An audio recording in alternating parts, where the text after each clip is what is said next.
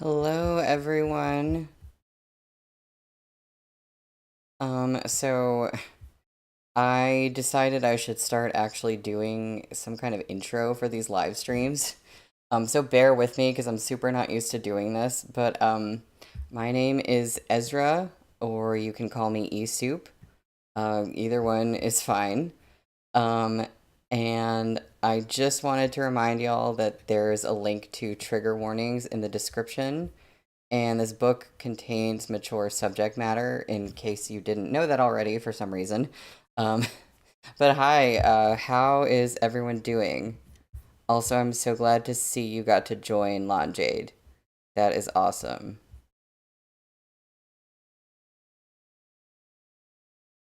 And we are finishing the book this week, which I am super excited for.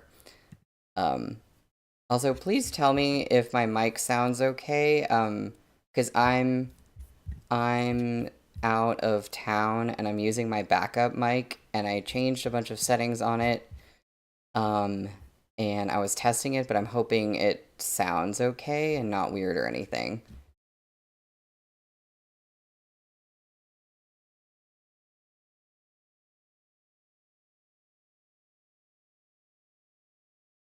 And oh, Blue, thank you. Thank you. That's good to know.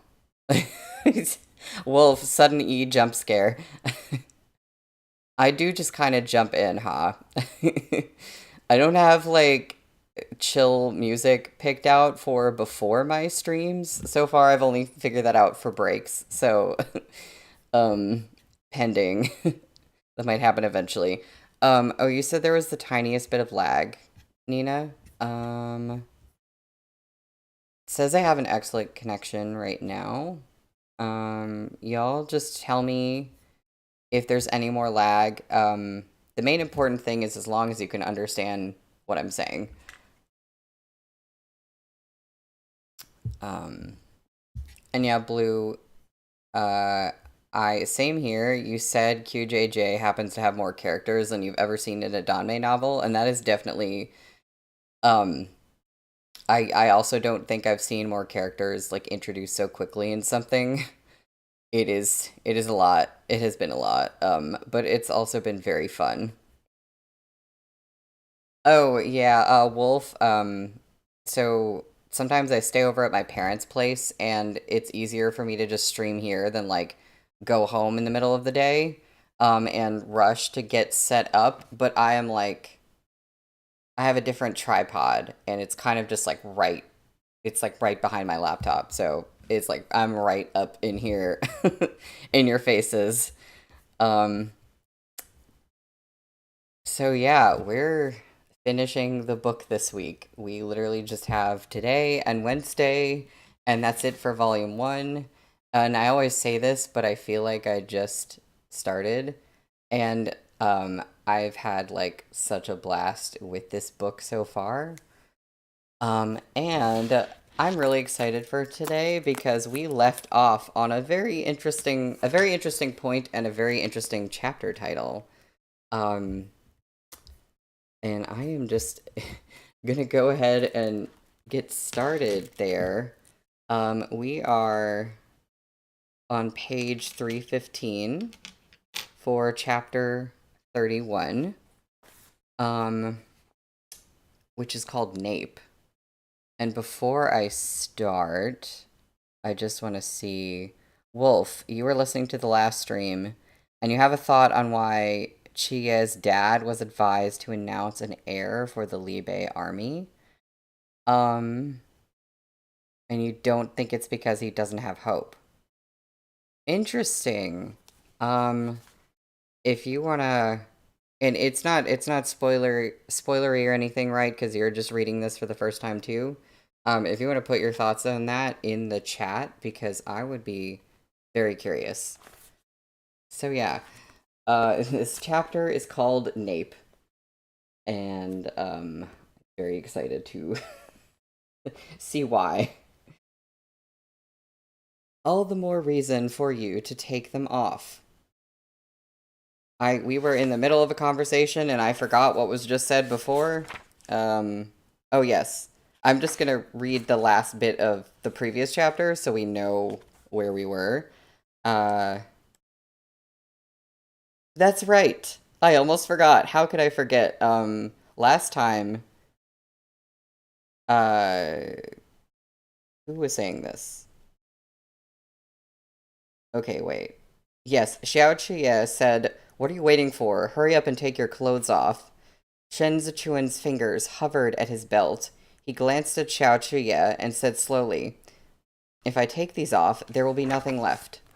And so now, in chapter 31, all the more reason for you to take them off. Xiao Chuye removed his arm guards and set them on a wooden stand placed under the eaves along with his overcoat and outer robe. The soldiers in the inner hall of the compound approached in greeting, but he raised a hand to forestall them. He turned and gave Shen Zichuan a slow once-over. "I'd like to see with my own eyes how a body trained in the Ji mental cultivation techniques differs from mine.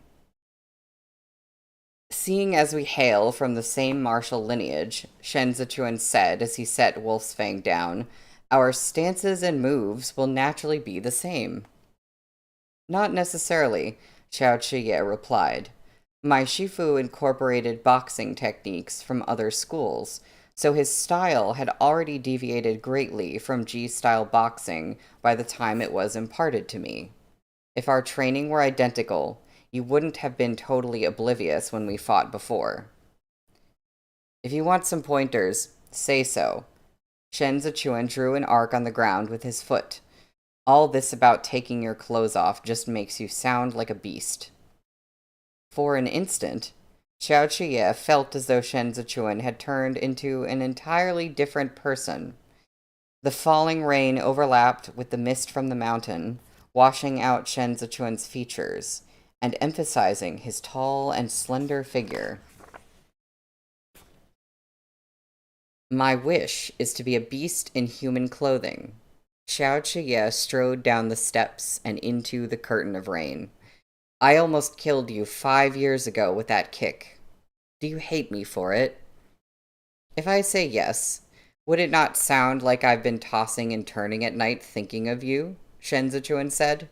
"Nope, I don't hate you at all." Xiao Chiye struck a starting stance. "Pity. If you did, today would be the chance for you to take your revenge."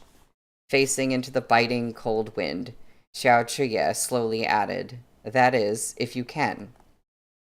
The raindrops drummed down. Meng hopped a few steps before spreading his wings on the veranda. Xiao Chiye sprang up in the rain to make his move. His punch struck empty air as Shen Zichuan avoided his fist, but the unyielding strength of his blow sent water droplets splattering across Shen Zichuan's cheek. Xiao Chiye swept his fist to the left.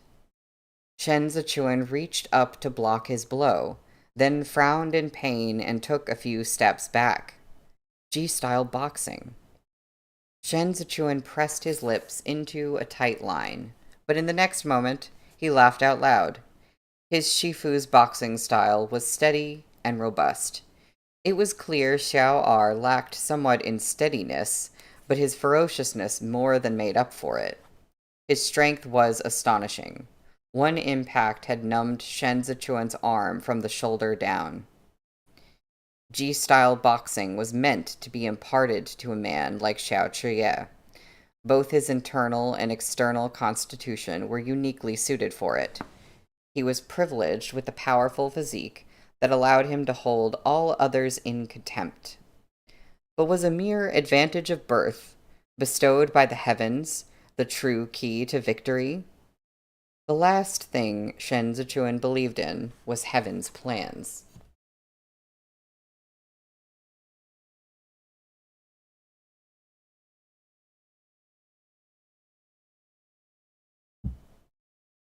With one kick, he sent raindrops splashing towards Xiao Chiye. The sweep of his leg was quick and brutal. Any ordinary person would have weighed their chances and done whatever they could to avoid it, but Xiao Chuye met the challenge head on. He raised his arm to block Shen Zichuan's leg with a heavy thud, then took one steady step forward. It was too late for Shen Zichuan to retract his leg. Facing Xiao Chuye was like facing a tiger.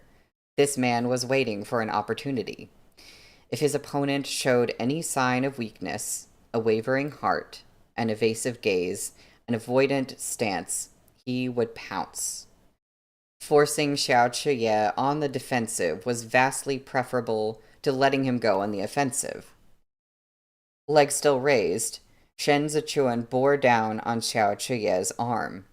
The force slowed Xiao Chuye's forward motion slightly. In a fraction of a second, Xiao Chuye threw his arm up, flinging Shen Zichuan into the air. Shen Zichuan arced his body back, pushed off with both hands on the ground, then sprang up like a willow after a gust of wind. The moment he regained his balance, he swept his leg toward Xiao Chuye's head again. Xiao Chuye once again brought his arm up to block the blow. His eyes were calm. An ant trying to shake a tree. Should I scold you for not knowing what you're up against, or commend you for your courage? He reached around and grabbed Shen Zichuan's calf, dropping his shoulder as he attempted to slam Shen Zichuan to the ground. But having already been swung up, Shen Zichuan took advantage of his momentum to plant his foot on Xiao Chuye's shoulder. His astonishing waist strength came into play again as he got both legs around Xiao Chuye's neck and twisted with all his might, taking them to the ground together. Xiao Chuye's hand slid up Shen Zichuan's leg and wrapped around his waist. The flesh under his palm was unbelievably supple and smooth. It was true that he'd been trying to touch Shen Zichuan's body. He couldn't figure it out, as much as he tried. Whether it was G-style boxing or the G-style blade, any individual who trained in them year-round should have the muscle to show for it. But Shen Zichuan had not only concealed his strength so well, he looked as if he'd never trained a day in martial arts. He'd also deceived both Chen Yang and Chao Tianya into believing he was morbidly weak from a deficiency in qi and blood. Shen Zichuan surged up and threw an elbow at Xiao Chuye's head. Bending his neck to dodge, Xiao Chuye held tight to Shen Zichuan's waist and pulled his back flush with his own body, feeling his way up from Shen Zichuan's waist to his chest. The Eastern Pearl was still hidden in his lapels. Shen Zichuan slammed his back into Xiao Chuye, grabbed hold of his arm, and flung him over his shoulder into the rain. The spray of water instantly drenched Shen Zichuan's hair. Shen Zichuan made to retreat, but Xiao Chuye hooked one long leg out and sent Shen Zichuan tripping toward himself. Shen Zichuan was already starting to pitch over. At the last second, he trod upon the water and steadied himself, body swaying like the reverberations of the strings on a guqin. Xiao Chuye leapt to his feet and threw himself forward. His next punch struck at empty air, but as Shen Zichuan spun to evade the blow, Xiao Chuye's hand brushed against a lock of inky hair that had fluttered up in the rain. The rain-soaked lock slipped reluctantly past Xiao Chuye's fingertips, leaving them damp and tingling, as if wanting more. We're done here. Xiao Chuye suddenly clenched his fist and looked at Shen Zichuan. The rain is getting heavier. Shen Zichuan glanced back. Are you done filling me up? Not soft, but not hard either, Xiao Chuye answered without batting an eyelash. I thought you were going to start tearing my clothes off. Shen Zichuan's tone was mocking. If that's what I was after, Xiao Chuye said, we would certainly be bearing more than our hearts to each other right now. He raised his other hand and waved a thin blade between his fingers, the same ones Shen Zichuan always carried. The Ji mental cultivation techniques need to be paired with the proper saber. If you use these things every day, you'll never beat me in this lifetime.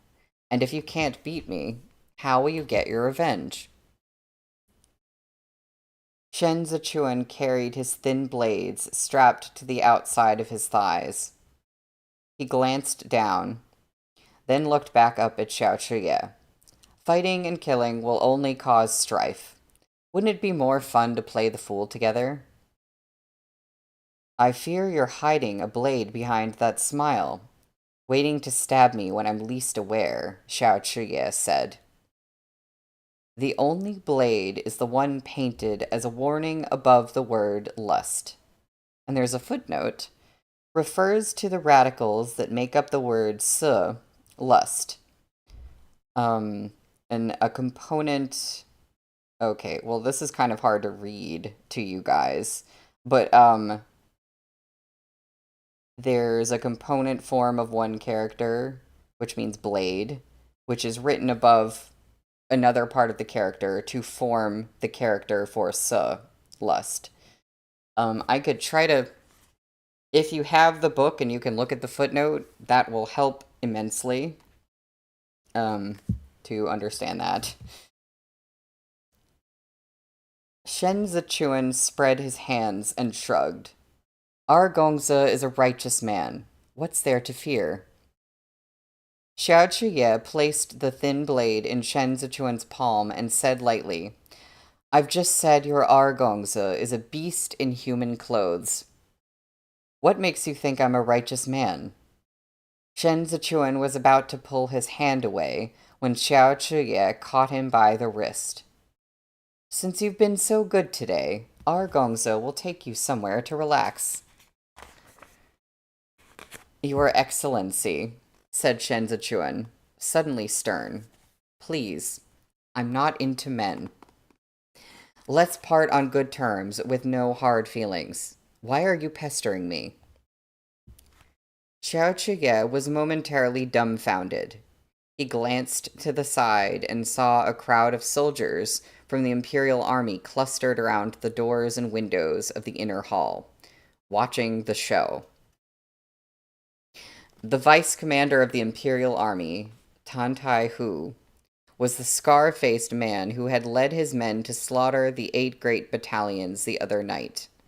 Leaning out the window, he took the lead to jeer, You're fighting like a lecher taking liberties. What the hell, Your Excellency? You never smile when you lecture us. Pestering. More soldiers winked meaningfully at each other and heckled. How can we compete with someone he wants to pester? The Supreme Commander is 23 now. He has no wife to dote on at home, so his energy must be spent on someone else. We can't compare. Sensing Shen Zichuan about to run, Xiao Chuye yanked him closer and flashed a shallow smile. That's right, I love to pester. What are you running for, Lanzhou? I'm not done with you. You aren't into men, because you've yet to taste the sweetness of a good one. Our Gongzi will teach you. When it came to shamelessness, Xiao Chuye would only concede defeat to Li Jianheng. Did Shen Zichuan think to scare him with this act of being forced against his will? That the man was belittling him with a cheap trick like this. Xiao Chuye dragged Shen Zichuan off before he could make any more trouble. Behind them, Tantai Hu stroked his scar and asked the soldier at his side, Who is that man? I've never seen him in the Imperial Army before. His surname is Shen. The man beside him winked. The one from Zhongbo. Tantai Hu's smile instantly cooled. He braced himself on the windowsill to stick his head out again, then looked back. The same fucking Shen clan who brought Zhongbo to ruin? What's His Excellency doing with him? Shenwei caused the deaths of thousands. 8 of his heads aren't enough for us to cut off. The Prince of Jianxing's manor has been ransacked, yet this remnant eats and sleeps in comfort in Chudu. Orphans along the Chasha River are still gnawing on mud. Fuck this. Why didn't you say so earlier?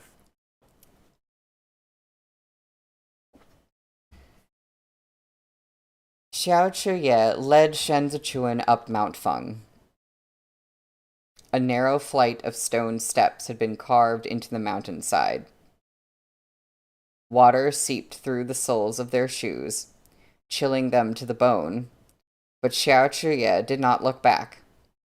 He parted branches of maple leaves dripping with rain, and left the staircase for an out-of-the-way path. Their shoes sank into mud as they trekked through the trees on uneven steps. Almost an hour later, Xiao Chuye finally stopped. The thatched cottage sitting in the mist was small and finely constructed, but it did not look like a place where people lived. He turned to Shen Zichuan. You saved me once in the Nanlin hunting grounds. As a reward, I'll share half this place with you. The reward I seek is gold and silver, Shen Zichuan said, not a bath together. Money and fame are but worldly things. Xiao Chuye lifted the curtain to step inside. He stood near the entrance and began to strip, shouting back, not even the Emperor has enjoyed this place. Shen Zichuan lifted the curtain and saw Xiao Chuye's bare upper torso. The lines of his back and shoulders were sharp and sleek, as if carved out with a chisel. Other than a small clothing rack, the only thing in the cottage was a stretch of bare floor, ending in a hot spring that was open to the mountain air. Xiao Chuye's clothes hung on one side of the rack. The other had clearly been reserved for him. Xiao Chuye kicked his boots off and looked back at Shen Zichuan. Do you want to turn your back to me and strip, or do you intend to strip while watching me? Pulling at his belt, Shen Zichuan turned around. The Eastern Pearl rolled into his palm, and he slipped it into the pocket of his sleeve. The eyes on his back never wavered. Shen Zichuan paused, then pulled off his outer robe. As Xiao Chuye watched that garment slip to the floor, he finally saw how the fairness of Shen Zichuan's neck extended downward, like pear blossom rice paper under moonlight. I see those hearts. His back looked surpassingly fine and smooth. Xiao Chuye thought, of course. It was as if he had been staring at Shen Zichuan's nape all this time, waiting for this moment. I forgot, we drink every time they mention napes. Which is a lot, considering that's what this chapter title is. Where the heck was I? It was as if he had been staring at Shen Zichuan's nape all this time, waiting for this moment. How could the back of a man's neck possess such breathtaking beauty? It was beyond anything Xiao Chuye had experienced in the past. It amazed and baffled him. The fangs of the Li Bei wolf pup were sharp, but they had never bitten such a neck before, never such a man. His gaze slid down from the nape of Shen Zichuan's neck with an intensity that felt like a caress, moving farther and farther down the smooth curve of it, down his back. Smooth. Xiao Chuye's mouth was dry.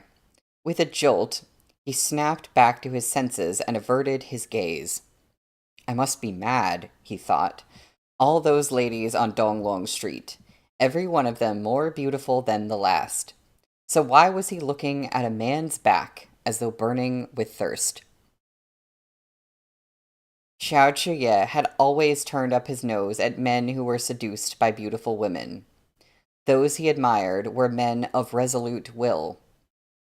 Every one of them was a righteous gentleman, untempted by lust, even if it were to sit in his lap, like his father, his brother, and his shifu.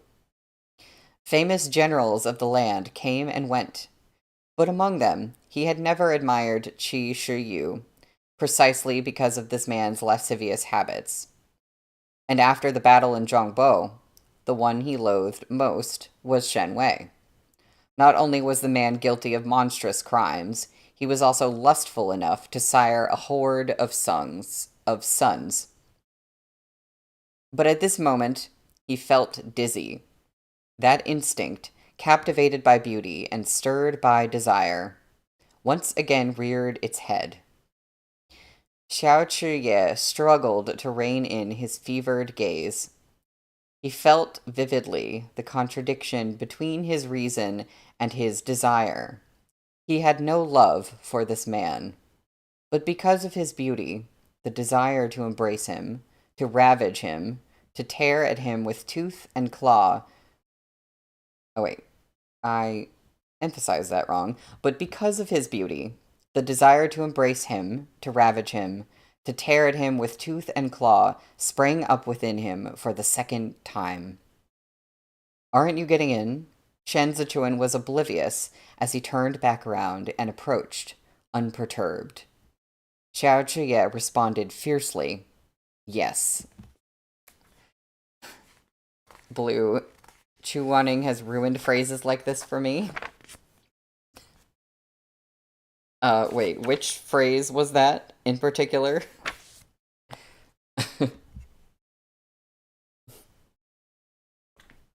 You mean, are you getting in? Oh, okay. Well, that one, yes, okay. That makes sense. um, well, that was the end of the chapter. We're on page 325 for chapter 32, which is called Night in the Mountains. Mist hung low over the water, and the drumming of rain filled the air. As Shen Zichuan bent to enter the spring, Xiao Chuye had a clear view of the contours of his waist and buttocks from behind, the curves of which became more conspicuous with every move he made. Muscular, but not obviously so. He didn't look trained in martial arts. To Xiao Chuye's eye, he didn't appear threatening. Shen Zichuan submerged himself. His feet, frozen from the rain, gradually warmed. Xiao Chuye slid into the water and leaned against the side, as far from him as the pool allowed. Why are you all the way over there? Shen Zichuan asked incredulously. I want to be. Xiao Chuye roughly folded a wet handkerchief and covered his eyes, then draped his arms along the spring's edge, blocking Shen Zichuan from sight. But after a moment, he thought better of it and pulled off the handkerchief to stare fixedly at Shen Zichuan. It seemed to Shen Zichuan that, just now, Xiao R was very much like his gerfalcon. One little jab, and the talons would come out. What do you want to see? Shen Zichuan's expression was as mild as a spring breeze. In the tone of one cajoling a child, eating candied hawthorns on the street, he said, Tell me, and I'll show it to you. Xiao Chuye curled a leg and surreptitiously tugged at the only remaining cover at his waist. I felt it already. Excuse me. No, that's not what he said. He said, I felt it all already. Shen Zichuan sank deeper into the water, leaving only his eyes above the surface, watching him. The scrutiny made Xiao Chuye even more irritable. What? Lifting his chin above the surface, Shen Zichuan said, You were in a pretty good mood earlier. Why the sudden change? I'm still in a pretty good mood. You can shut up in the bath. There's no need for chat. A moment later, he said, "Can you stop looking up at me like that?" Shen Zichuan slowly stood. Droplets traced the contours of his chest, and his hair scattered like ink in the water, as if he were a pale magnolia emerging from this heavy mist. Xiao Cheye couldn't stand it anymore. Why had he thought of a flower? He watched, wide-eyed, as Shen Zichuan drew closer. When he sat beside him, Xiao Cheye caught his scent. Mild, not fragrant. He wanted to smell it again. Xiao Cheye reached an arm back to pull a garment from the clothing rack, then shoved it into the water to cover his lap. He looked calmly at Shen Zichuan. "What? Surprised? I was afraid you'd get funny ideas at the sensual sight of our Gongsa, so I covered up for you." Shen Zichuan scowled. "Thanks a lot." Xiao Cheye looked down and realized that, in his distraction, he had grabbed Shen Zichuan's robe. "For washing my clothes," Shen Zichuan finished. "I suppose I'll have to soak in here until tomorrow." Awkward silence filled the air as the two men looked at each other. Outside, the wind sighed through the dismal autumn rain. After a long interval, Xiao Cheye finally said, "It was already wet anyway. Meng can go summon Chen Yang." He raised his head and whistled. There was a moment's stillness in the hot spring. Neither Snowcrest nor Meng appeared. Xiao Cheye whistled again. Outside, Meng buried his head deeper under his wing and ignored the call. He had absolutely no wish to fly out in such a downpour. The silence stretched. "I'll wring it dry," Shen Zichuan said eventually, reaching for the garment. Xiao Cheye pressed the robe down more firmly and gnashed his teeth. "Hold on."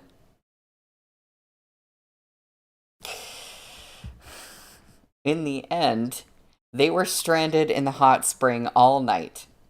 By the time their clothes had dried, it was nearly dawn. Shen Zichuan finally shrugged back into his robes. He could sense, as he fastened the belt around his waist, the ravenous gaze of a tiger eyeing its prey. He feigned ignorance and said nothing. Xiao Cheye lifted the hanging curtain.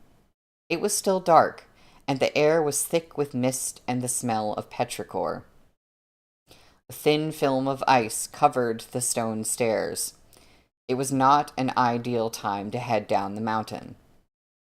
They walked in single file, one behind the other. The drill grounds occupy the land to the southwest of Mount Feng. Shen Zichuan peered down the mountain. It's close to Chudu, but completely obstructed by the mountain. The 8 great battalions won't patrol this far. You chose an excellent location. I wouldn't have chosen it if not for Mount Feng. Xiao Cheye pushed aside the maple branches and gestured for Shen Zichuan to pass under his arm. Shen Zichuan ducked through. The view before him suddenly opened up as the trees and mist fell away. He could see the Imperial Army's drill grounds clearly. At this early hour, there were already squads training below. He studied them for a moment. The Imperial Army didn't turn out in full force during the autumn hunt, but I can see they're well equipped. Hua Siqian is dead. The instant they finish seizing his assets, the Chief Surveillance Bureau will come for you. Xiao Cheye obviously couldn't afford to keep 20,000 Imperial Army soldiers fed and equipped on his own salary, nor could he appropriate military provisions meant for the Li Bei armored cavalry. Even a cursory glance at the annual budget allocated to him by the Ministry of Revenue before the autumn hunt would reveal that the Imperial Army hadn't the money to establish themselves on such a scale. Shi Guan had died because of his failure to account for his funds, and now the accountants would be coming for Xiao Chuye. "Oh, hi, Henry." "Let them come," Xiao Chuye said. He did not offer more, and Shen Zichuan did not inquire.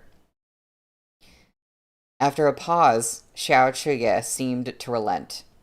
The Ministry of Works relegated many tasks requiring manual labor to the Imperial Army. For the last 5 years, every sum paid to the Imperial Army for these assignments was marked down in black and white in the account books. Even if the Chief Surveillance Bureau investigates, they won't find anything to complain about. So this was why Xiao Chuye had become the infamous debt collector of the Ministry of Revenue. Everyone thought he spent the money on wine and women. In truth, he had been living frugally and saving year over year.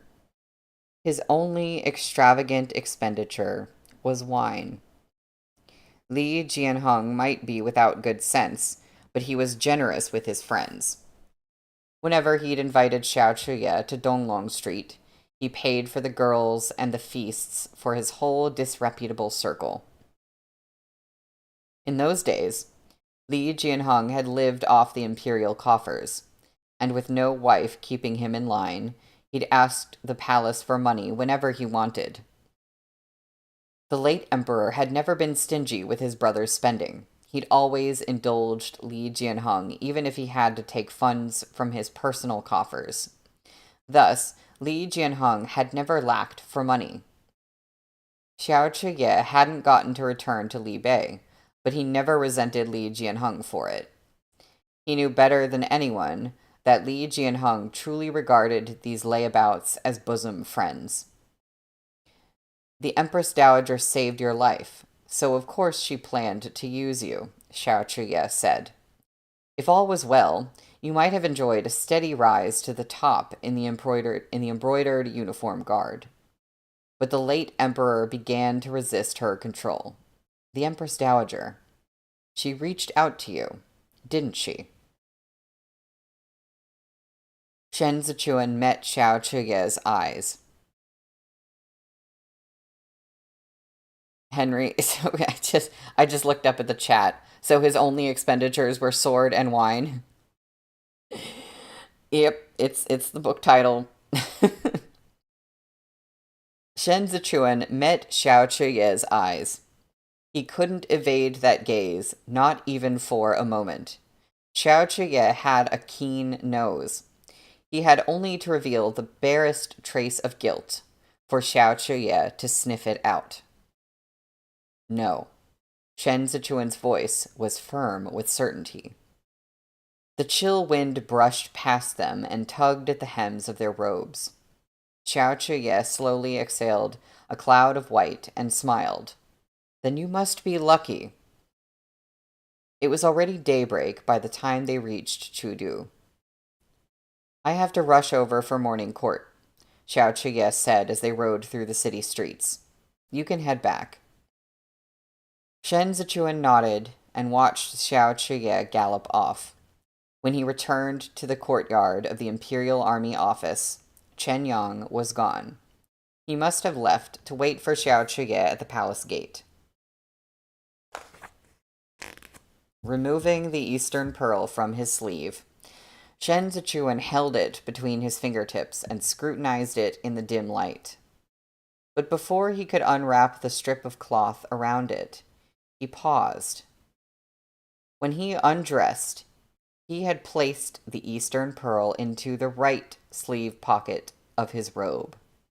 But just now, he had found it in the left. Shen Zichuan clicked his tongue and frowned. You can't keep anything from Xiao Chuye. And I feel like you can't keep anything from Shen Zichuan either, which I love, and it's really interesting because they're very much each other's match.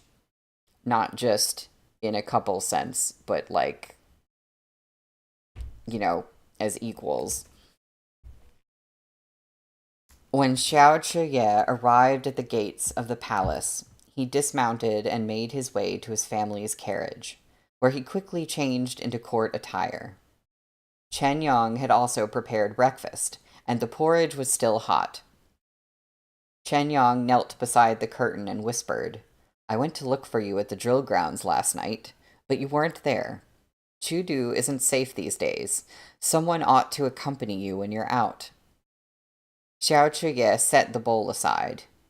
"Get someone to keep a close watch on Shen Lanzhou at all times." Chen Yang nodded his acknowledgement. "Our men are stationed all around the outside of the office. If he leaves, it won't escape our eyes. But Your Excellency, the Hua clan has fallen. What need is there to keep such a close watch on him now?" Xiao Chuye didn't answer. His face clouded, and he lowered his lashes in thought for a long time. It was not until Chen Yang reminded him of the morning court that he wiped his hand with a clean handkerchief and answered, "I find that man unpredictable. If you look at him, can you tell he's trained in martial arts at all?"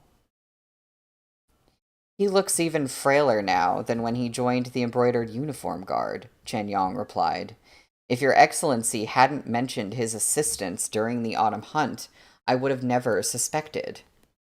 But get Zhao Hui to take a look. He might catch something." Zhao Hui met him face to face the last time he was in the capital, but he didn't notice anything out of the ordinary, Xiao Chuye said. That physique of his. He stopped abruptly. "Send a letter to Li Bei at once, and request my Shifu's presence here." Stunned, Chen Yang said, "You want to ask?" "No matter what method he used to cover it up, it will not escape Shifu's eyes," Xiao Chuye said coldly, spinning his ring around his thumb. "Besides, there's something else I need to speak with Shifu about." Li Jianheng had shelved the morning court session in favor of a warm bed.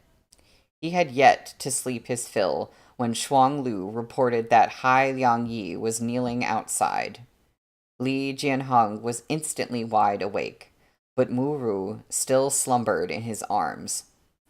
Unable to free himself, he craned his neck and commanded Shuang Lu in an urgent whisper, "Go, send him away." Shuang Lu was only gone a moment before he returned to kneel once more. "The Secretariat Elder says he must see Your Majesty." This lowly one informed him that Your Majesty still sleeps, so the Secretariat Elder said he will kneel and wait. Li Jianheng panicked. Mu Ru blinked open sleepy eyes in his embrace, and he hurriedly coaxed her, "Dearest, get dressed quickly and go out the back to Chenming Palace for your meal. We have to receive the Secretariat Elder." Mu Ru was a dainty woman with a delicate disposition and hair like a dark waterfall. She did not pester him or raise a fuss, but simply dressed herself as instructed. When she had finished, she rose and glanced coyly at Li Jianheng with eyes full of adoration, as if overwhelmed by his favor. You know, I am also not really a fan of Li Jianheng. Li Jianheng loved this look of hers to bits. He tugged at her hand, reluctant to part, wanting desperately to cradle her on his lap while holding court. "Next time," Li Jianheng rained kisses on her upturned face. "Next time, we won't ask you to retreat like this." He took her into his arms and spoke a while longer, until Shuang Lu again entered to hurry him. Finally, Li Jianheng reluctantly released Mu Ru.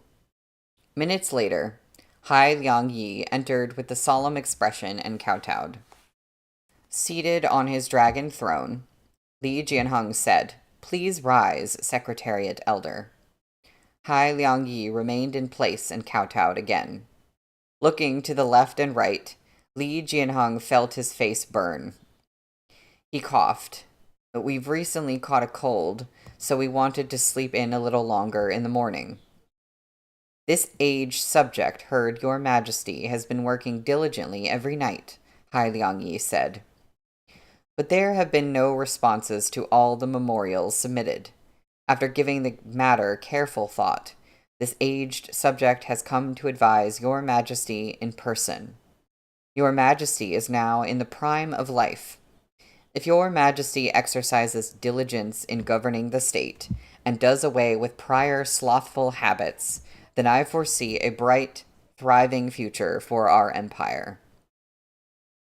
Li Jianheng managed a few awkward chuckles. Right. However, Your Majesty resides deep in the inner palace, served by castrated dogs.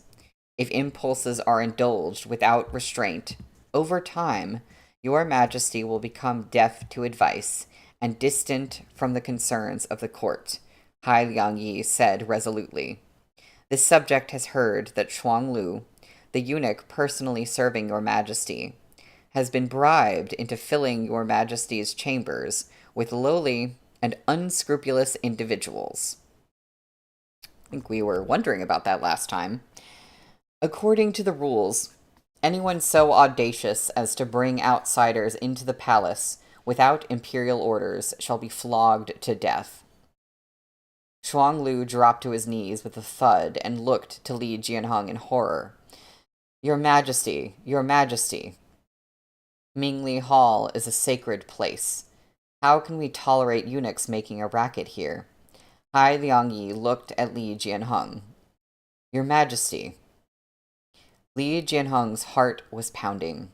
He looked at the stern Hai Liangyi and recalled the unfathomable terror he had felt that night at the hunting grounds. His palms were clammy with sweat, which he meekly wiped on his dragon robe. He didn't dare say a word in reply. The guards outside had already entered to take Shuang Lu away. Shuang Lu cried out as he was dragged across the floor. Your Majesty! Your Majesty! His crime, Li Jianheng began uncertainly, looking at Shuang Lu. His crime is not deserving of death. Your Majesty, Hai Liangyi said firmly. Pan Rugui formed a clique of eunuchs and colluded with Hua Siqian to wreak havoc within and without Chudu. Now is the time to nip such behavior in the bud as a warning to others. Not only that, promiscuous members of the imperial harem who seduce and bewitch the sovereign in an attempt to sway him should also be flogged to death. We wouldn't dare, Li Jianheng said, heart hammering with alarm. With such a virtuous subject as the Secretariat Elder to supervise and guide us every day, how would we dare fool around? Secretariat Elder, you mustn't be taken in by these baseless rumors. But Hai Liangyi replied mercilessly, There's no smoke without fire. Beautiful women are the source of all trouble. Your Majesty must not allow any such temptresses to remain. What about beautiful men, am I right? Li Jianheng was terrified now. How could he bear to let Muru die? He rose to his feet in a panic, cutting a sorry figure as he said, Secretariat Elder, we've realized our mistakes. Shuang Lu has served me for many years, and now well, never mind that. We will surely pay diligent attention to affairs of state in the future. Hai Liangyi kowtowed but said no more, leaving him with some semblance of dignity. Gripping the table, Li Jianheng listened to the sound of flogging outside, blow after blow, one after another. It was as if the strikes were landing on his own body. He looked at Hai Liangyi with a mixture of feelings, aggrievement as well as fear. Xiao Chuye came just in time to see servants mopping the courtyard. There were bloodstains under his feet, the red chilling and vivid. All the eunuchs in Mingli Hall were quietly kneeling outside, not one of them daring to raise his head. Xiao Chuye stepped inside and saw Li Jianheng sitting frozen on the dragon throne. He stared blankly at Xiao Chuye for a time, then burst into sobs. He stood and began to smash anything in reach as he cried and shouted, "What good is an emperor to be confronted and humiliated like this? What land under the heavens is not the emperor's land?" There's a footnote.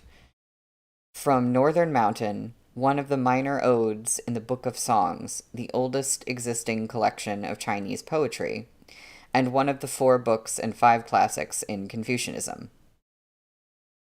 What's so wrong with doting on a woman? Where's the wrong in that? And that's the end of the chapter.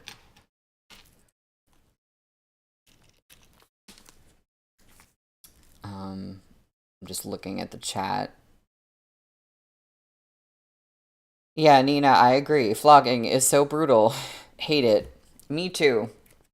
It does. I can't think of a situation in which that's necessary. Um, and I listened to the beginning of the audio drama for this. And of course, there's like the flogging and all the stuff they do to Shen Zichuan at the beginning of the book, and boy, it is rough to like listen to that. And that's just listening. That's not even like watching it. I mean, I wish there was an adaptation of this in a visual form, but it was just like, whoa, geez, okay. So let me think. That was the end of the chapter. I think now is a good time for me to take a break. So I take about a 5 to 10 minute break, and then we come back and we'll finish, and we should get through 3 more chapters today. Yeah. So that's exciting. And I made a little I've still got the music in it. I made a little slideshow thing for the breaks, and this time it has quotes in it. A bunch of quotes, and Blue Turnips helped me out with that. So thank you so much, Blue. I'm gonna get it up, and please tell me if it's working. It should be fine. So I will see y'all in a bit.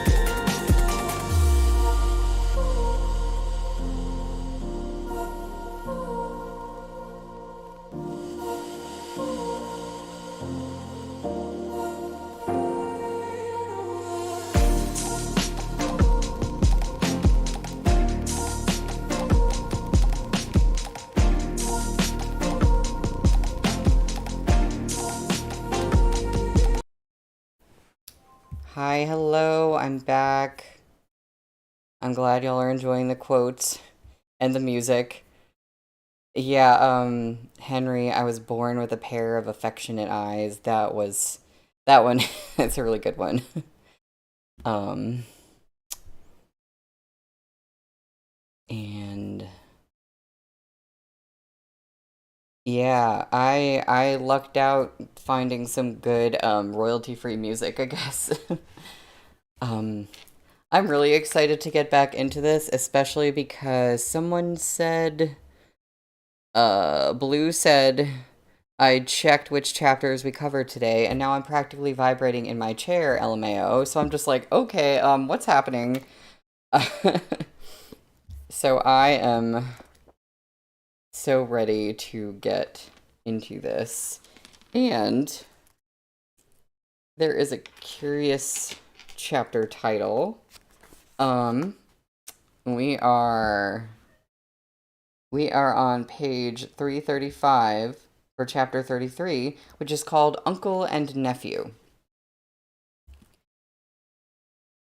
When Li Jianheng's tantrum was over, he covered his face and wept. Avoiding the shattered fragments on the floor, Xiao Chuye knelt.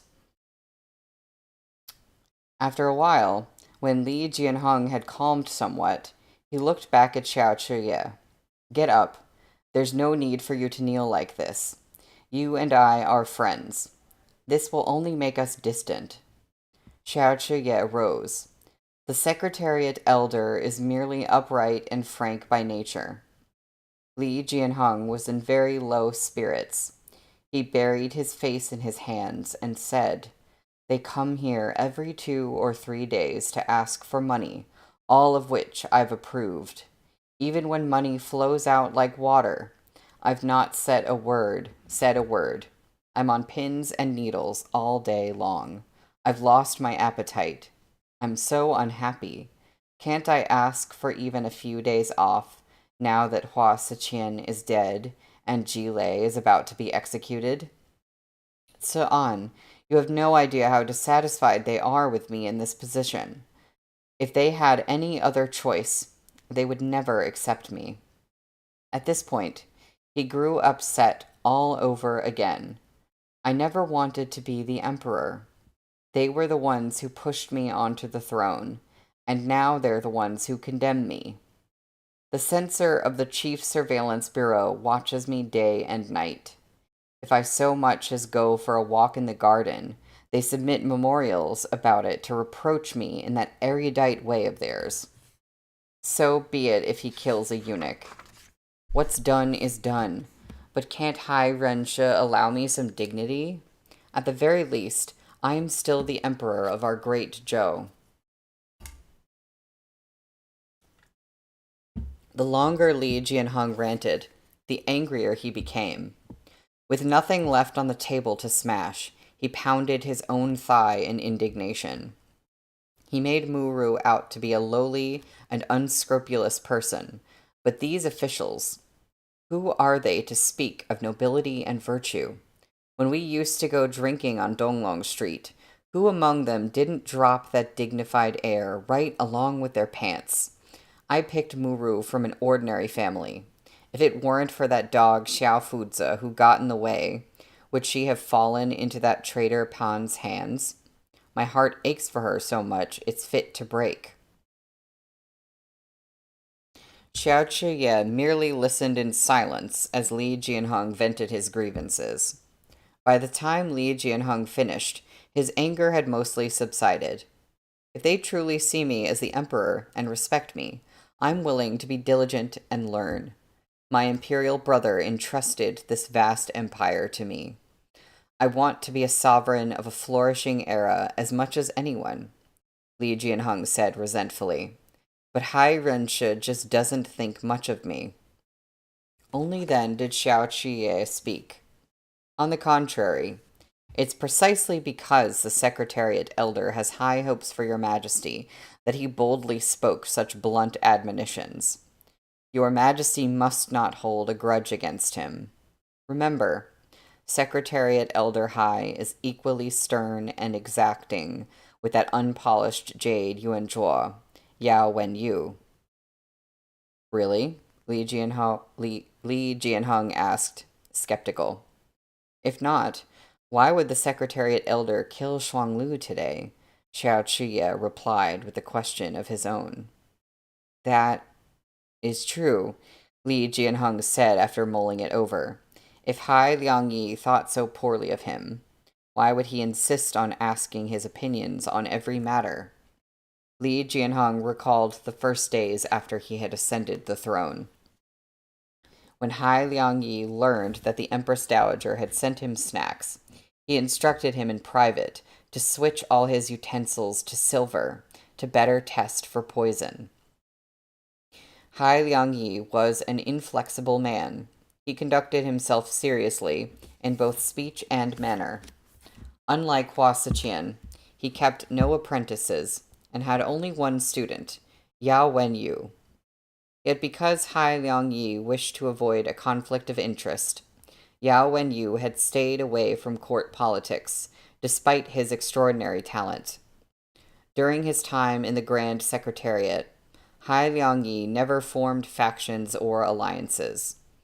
It was also he who put everything on the line at the Nanlin hunting grounds and charged out by himself to save the Xiande emperor.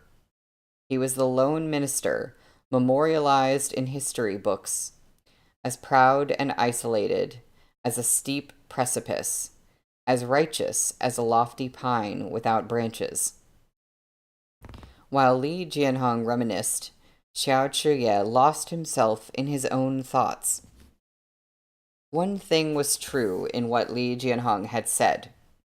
Had there been any other choice, the one to sit on the dragon throne would not be Li Jianheng.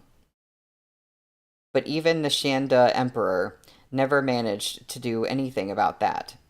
Li Jianheng was the one and only candidate for this honor in all the wide world. Those who had thrust him into power must now teach and guide him. Their great Zhou was an empire beset by difficulties.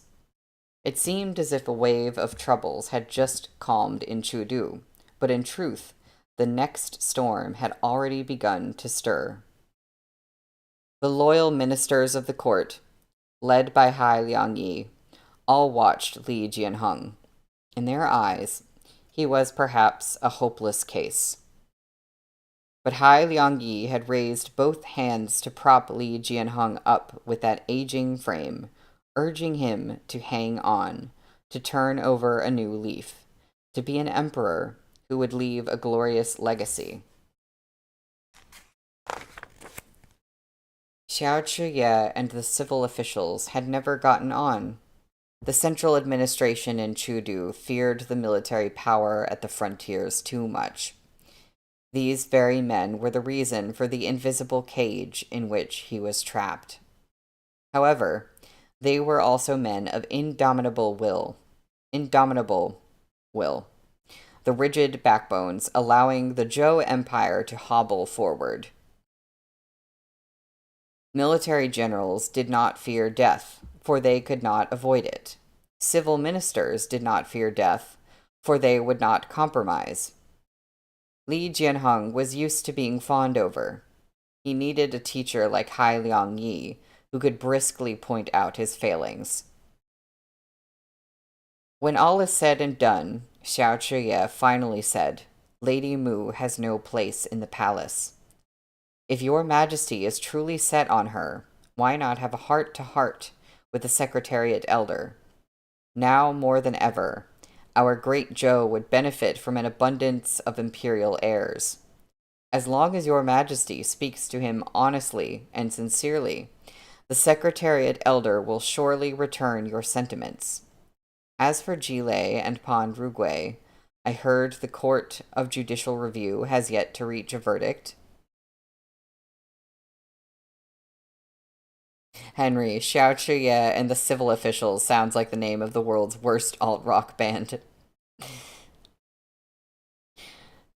Preoccupied with thoughts of Hai Liangyi's virtues, Li Jianheng nodded absently and replied, The accounts don't tally. They will have to be questioned again. The eastern pearl was hollow. When Shen Zichuan fished the thin fabric strip out, it was sodden, the writing on it already too smudged to read. He burned it. Xiao Chuye's every action last night played before his eyes. He couldn't have seen what was written inside the pearl, but he knew it was there, and now he would be suspicious. Shen Zichuan had answered wrongly on Mount Feng. Xiao Chuye had gone so far as to tell him the source of the Imperial Army funds, and waited for him to offer truth in return. Yet he had denied it, with absolute certainty. Shen Zichuan brewed his medicine and drank it in a single gulp. The bitterness pervaded his mouth.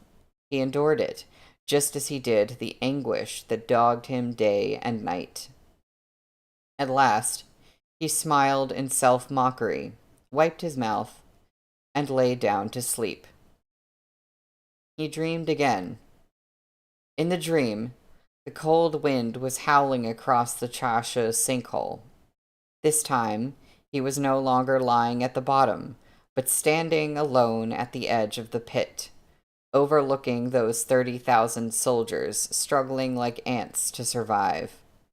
The Biansha horsemen surrounded the sinkhole, a black tide in the pitch-dark night. They blotted out the earth and sky, swallowing up the Zhongbo garrison troops' chances of survival and turning the place into a charnel house. A hand reached out from the roiling waves of withered bones. Jerking like a puppet on a string, Ji Mu lifted his arrow-pierced body and sobbed as he called out to Shen Zichuan. It hurt so much. Shen Zichuan seemed to be a statue carved of wood or clay. He could neither move nor shout. He panted for breath and gritted his teeth as cold sweat poured from him in streams. The Biansha leader's face was concealed by a helmet. His long, wind-tossed hair had turned a blood crimson in Shen Zichuan's recurring nightmare. He lifted his arm and swung it toward the sinkhole, and a swarm of arrows flew out from behind him like locusts. They punctured the dying men's bodies in dense clusters, piercing flesh, splattering warm blood across the ground. The heavy snow bloomed red. Shen Zichuan watched Ji Mu sink into the mud as churning waves of blood swallowed him whole. His hands were cold. The blood on them was colder. Shen Zichuan woke up.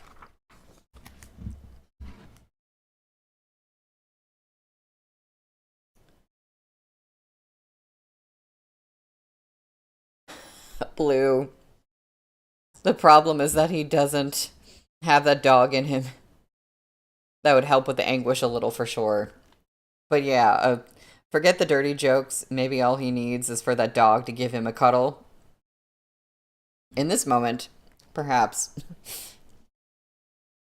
He sat up with his back to the window's light, as though nothing had happened.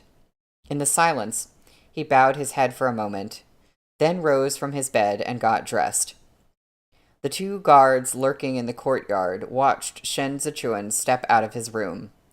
They saw him eat his meal before heading to the bath hall. An hour later, one of the guards, whose eyes had never strayed from the entrance, frowned and asked the man beside him, "Why hasn't he come out yet?" The pair exchanged glances, as they both came to the same terrible realization. By the time they rushed into the bath hall, there was only a neat stack of clothes. Shen Zichuan was gone. Shi Hongshuan had booked the whole of Bu-Er Tavern to host an honored guest. Feeling the call of nature as he waited, he got up to head to the latrine. He had only just stepped out and walked a few steps back toward the room when someone tapped him on the shoulder. Startling backward, Shi Hongshuan turned. Why do you come and go as quiet as a shadow?" There's a lot going on lately, Shen Zichuan said.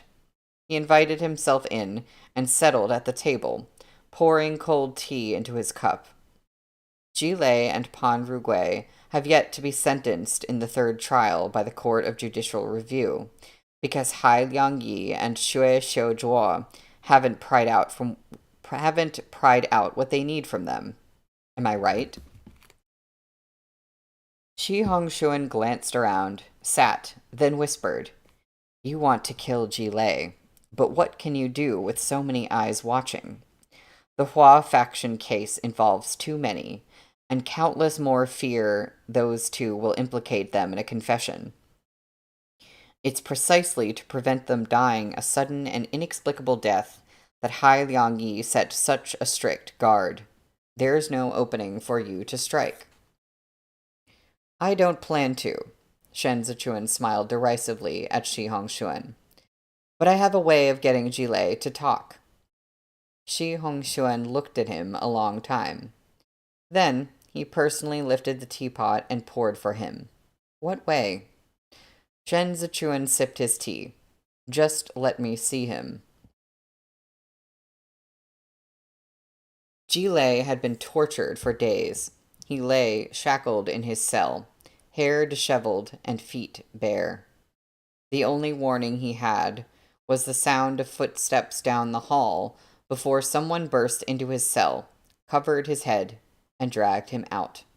From there, he was shoved into a carriage, and after an indeterminate amount of time, hauled back out and flung to the ground. Wherever he was, it was quiet, with only the sound of water dripping in some far corner. The black sack still over his head, Jilei raised himself onto all fours and asked, "Who's there?" A water droplet landed with a plink. No one answered. Jilei felt a chill down his spine. Raising himself onto his knees, he guessed tentatively, "Secretariat Elder Hai?" Still, no one answered.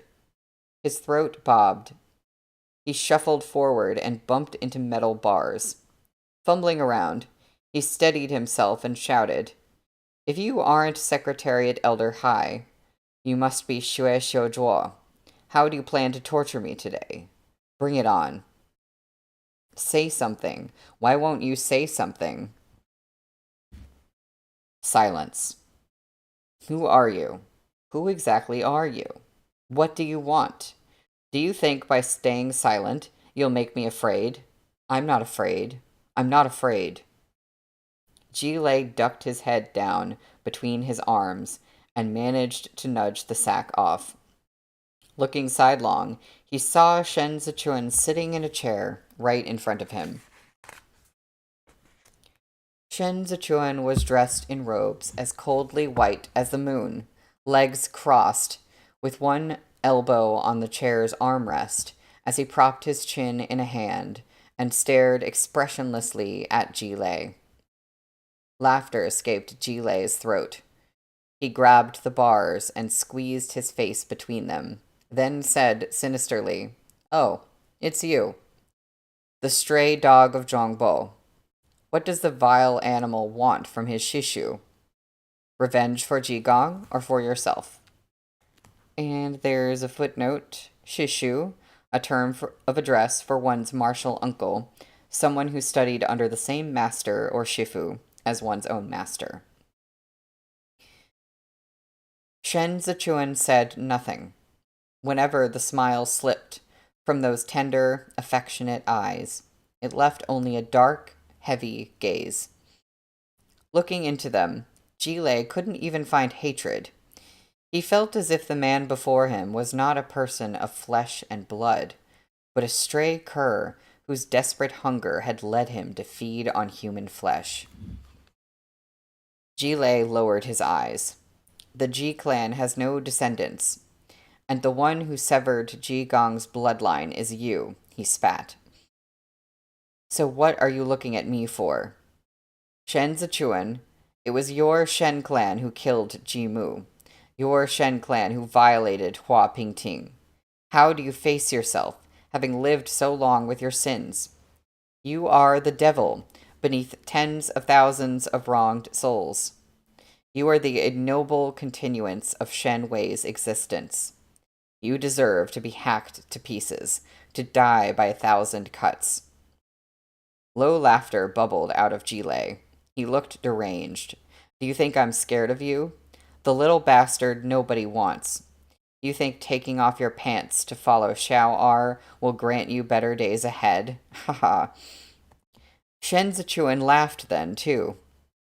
Jilei's cackling gradually came to a stop. You think that's funny? My plight today will be your predicament tomorrow. His voice was cold. Shen Zichuan uncrossed his legs and leaned against the chair as if pondering those words. Oh, yes, I'm terribly frightened.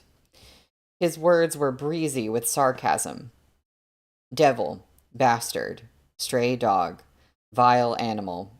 Shen Zichuan rose to his feet and crouched outside the bars. He began to laugh at Jilei, speaking in a tone so level it sounded crazed. You're right. I'm the devil who climbed out of the Chasha sinkhole. The bastard Shen Wei left behind after he burned himself to death. The stray dog without a home to return to. The vile animal despised by thousands. Shishu, I'm delighted you know me so well. Jilei began to tremble uncontrollably. Shen Zichuan glanced at him, his gaze far more sinister than it had been 5 years ago, as if a man had already died under that layer of breathtaking skin, and all that survived was an unnamed beast. 5 years ago, Shen Zichuan said softly, as he drew closer to the bars and scrutinized Jilei's terrified expression. The one kneeling here was me. What was it you said the day you sent me into the temple of guilt? Jilei's throat tightened. He wanted to answer, but he couldn't find his voice. I have been remembering all your kindness with deep gratitude, Shen Zichuan said with utmost sincerity.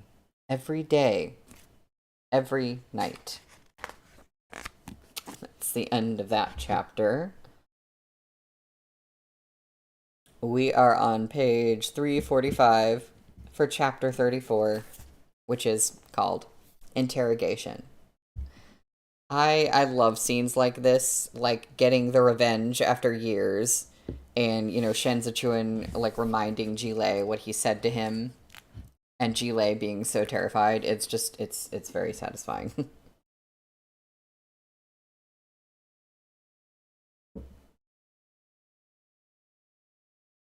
You, what exactly are you?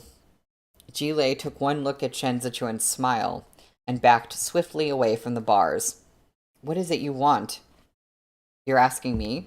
Shen Zichuan said cheerfully. Are you asking me?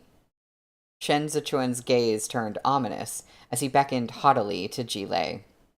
Jilei was frozen in place. He pressed his back to the wall and refused to move a fraction closer to Shen Zichuan. Prisoners are livestock waiting to be slaughtered, Shen Zichuan said.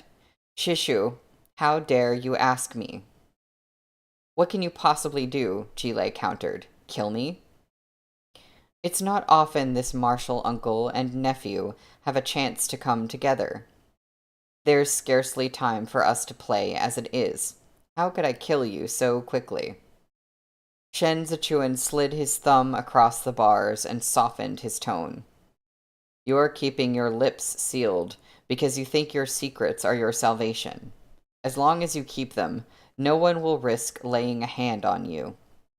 Your days in prison will be more comfortable, and you won't worry over daily necessities or fear for your life. You'll have Pan Rugui for company, and plenty of leisure time, a carefree and happy life. Jilei broke out in cold sweat. He plastered himself to the wall, no longer meeting Shen Zichuan's eyes. But happy days are so often fleeting. As long as the tongue still works, It shouldn't much matter if a leg is missing, an arm is broken, or both eyes gouged out. A few months ago, Shishu treated me to a donkey roast. I didn't get to taste it then. But we have a long night ahead of us, and it's the perfect time for wining and dining. Shen Zichuan slipped a thin blade from between his fingers and tapped it on the bars. Jile, let's feast. You are insane. Jile stretched his neck out and enunciated each word. Shen Zichuan, you're insane. I'm insane, Shen Zichuan agreed, looking at him steadily. You wouldn't dare lay a finger on me, Jile snarled. The Empress Dowager holds your life in her hands. You wouldn't dare touch so much as a strand of my hair. This seemed to cheer Shen Zichuan up again. He smiled. Shishu, you're so funny tonight. Who do you think sent me here? Enraged, Jile thundered. Don't even think of bluffing. Shen Wei is dead. The day Shen Wei set himself alight, I heard the prince of Jianqing's manor in Dunzhou went up with him. His body was burned beyond recognition when the embroidered uniform guard dragged him from the ruins and hung him atop the city walls to be reviled by all. I didn't see it with my own eyes, but I've attempted to imagine it over the years. After turning it over and over in my mind, I finally realized something. Jile gulped. His grand plan to collude with the enemy had succeeded. Would it not be preferable to defect before the battle? Duanzhou had already fallen. If he led his troops out of the city to receive their conquerors with a welcome, he could have joined forces with the Biansha horsemen and toppled Chudu before the Li Bei armored cavalry crossed the glacial river. Yet he didn't do this. He recoiled in fear and retreated. Shen Zichuan stood. If his goal was to hand Zhongbo to the enemy, he had already done so. Forward was the only way out, but he withdrew again and again. Even if he was an idiot, he should have known that retreating would lead to his doom. Because he didn't have the balls. Jilei's voice dripped with loathing. He was panting heavily. Who in the 12 tribes of Biansha would give a damn about him?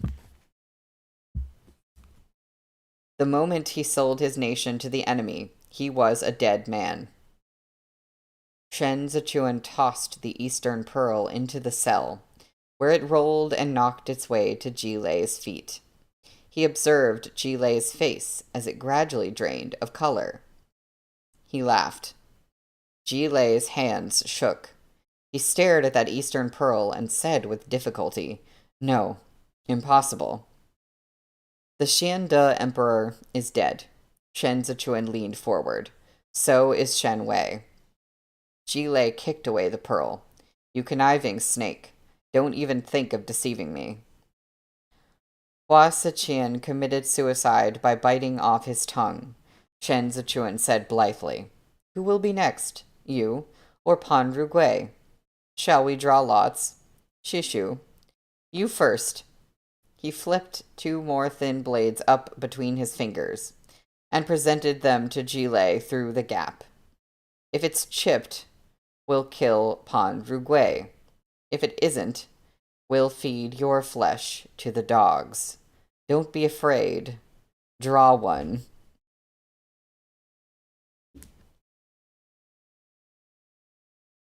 Thank you, Henry.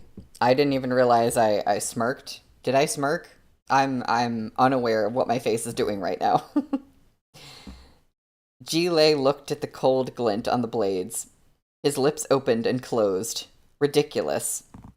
The Empress Dowager instructed me to be quick. Shen Zichuan stared at him. Yet I'm letting you choose.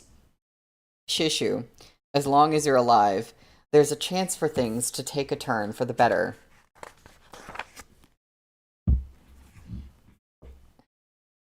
After being tortured for days, Jile was already half delirious. Now, in this bizarre circumstance, Shen Zichuan's words confused him until he couldn't tell truth from lies. He fixed his eyes on the two blades. Finally, as if compelled, he raised a hand. As his trembling fingers touched the thin blade, he saw the corners of Shen Zichuan's lips slowly curl. Ah, Shen Zichuan smiled, all regret. I forgot I only brought along new blades today. The chipped ones have already been disposed of. The shame of being played overwhelmed Jilei. He finally lost control, throwing himself forward and shouting hysterically as he yanked at the bars. Go ahead and do what you want. Kill me. Cut me to pieces. I won't say a word of what you want to know. Do it. Kill me. Wrong. Shen Zichuan remained in firm control. I'm not the one who wants to kill you. You are. Jilei's fingers dug into the bars. It's you. Me? The Eastern Pearl had rolled back between the bars. Shen Zichuan nudged it over and stepped on it. Looking coldly at Jilei, he asked again, Is it really me? Jilei held his head and tore at his unkempt hair. He slid down the bars and repeated over and over again, It's you. You. Shen Wei killed the crown prince, Shen Zichuan said abruptly. Jilei looked up at him in terror, shivering as if he had plunged into a cave of ice. You and Shen Wei killed the crown prince together, Shen Zichuan continued. It wasn't me. Jilei clutched at his hair. It wasn't me. It was Shen Wei who killed the crown prince. You conspired with him to frame the crown prince for treason, Shen Zichuan said, the words rushing out now. You were the one who forged the documents. Your people forced the crown prince into the temple of guilt. He wanted to see the Guangcheng emperor, but you drew your blade and killed him. It wasn't me. Jilei was mad. He raged in the face of Shen Zichuan's relentless interrogation. I wasn't the one who drew my blade. It was Shen Wei who insisted on killing him. That's why Shen Wei is dead, Shen Zichuan repeated. Shen Wei set himself on fire and was burned beyond recognition. And now you are the only one left. Jilei cowered under the weight of these insinuations until kill was the only word remaining in his mind. He could still see clearly the former crown prince's face as he was cut down. Then he had stood just where Shen Zichuan was standing now, looking down at the crown prince from above as if looking at swine. Tonight, by a stroke of fate, his position had been reversed. The cell gave him the feeling of a caged beast. He had become the ant under Shen Zichuan's boot. All he could do was stretch out his neck and wait for the slaughter. He didn't want to die. His desire to survive had never been so strong. He beat his forehead against the bars. We were all just following orders. We had no choice. You want to avenge Shen Wei? I can help you. Shen Wei killed the crown prince and was conferred the title of Prince of Jianxing. He fled to Zhongbo. Jilei became a sniveling mess as he started to heave with sobs. He had no idea where this fear came from. It was as if he had really become livestock at the mercy of his master's blade. He craned his head back to look up at Shen Zichuan. I didn't kill the crown prince. I wanted to save him. But my father died unexpectedly, Jilei said, helpless. My father died, and they wanted to pin it on me.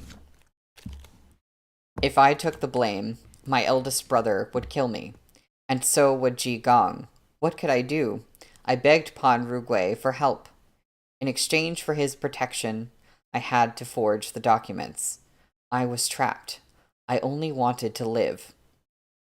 How did Ji Wufan die? Shen Zichuan asked abruptly. I don't know. I don't know how he died. He fell ill because Ji Gong left.